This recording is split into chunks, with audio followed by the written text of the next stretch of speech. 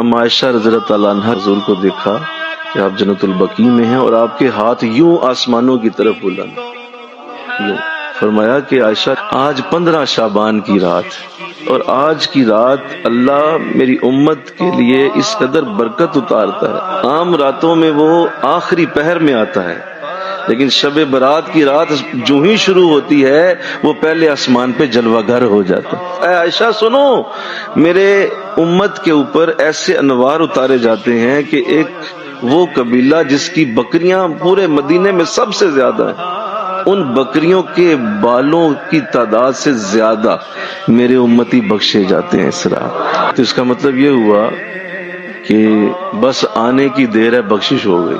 اس رات میں ہر حکمت والا کام بانٹ دیا جاتا ہے۔ تو اس سے 2 مرادیں ہیں۔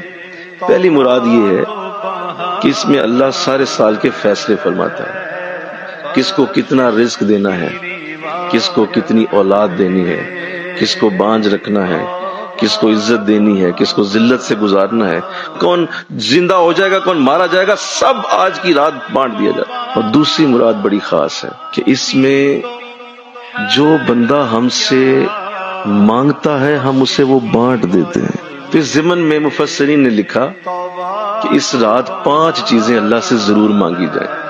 پہلی چیز، اس رات میں اللہ سے مانگو کہ اے اللہ مجھے اپنے دین کی خدمت کی توفیق عطا فرما، کوئی فیض نہیں خدمت کے بغیر۔ دوسری بات وہ یہ ہے کہ اللہ سے توفیق مانگے کہ بار بار اللہ آپ کو مدینہ کی زیارت کروائے۔ مدینہ میں جا کے رہنے کے چند دن مانگنا بہت بڑی برکت ہے۔ جاؤ مدینہ کی حاضری کو اہمیت دو اپنی زندگی میں۔ تیسری دعا، وجعلنا للمتقین اماما، مولا مجھے متقین کا امام بنا دے، اور ایسا موقع دے کہ جب میں کھڑا ہوں آگے تو میرے پیچھے متقین کھڑے۔ اتنا علم مجھے عطا کر، اتنا مجھے شعور دے، اتنی مجھے پاکیزگی دے کہ متقی پیچھے کھڑے ہو جائیں، میں اس کے آگے امام بن جاؤں۔ یہ دعا اپنے شعور کی بلندی کی دعا ہے۔ چوتھی بات جو شب برات میں مانگنی ہے کہ اللہ مجھے مرتے ہوئے کلمہ نصیب ہو۔ پوری قوت شیطان آخری لمحے پہ لگاتا ہے، اور سنو اللہ بھی اس وقت پوری قوت لگا دیتا ہے کہ میرا بندہ ایمان پہ جائے۔ آخری جو دعا ہے جو بزرگوں نے لکھی کہ اس رات مانگنی چاہیے وہ یہ ہے کہ اپنی زندگی میں بار بار حضور کی زیارت کی دعا مانگ۔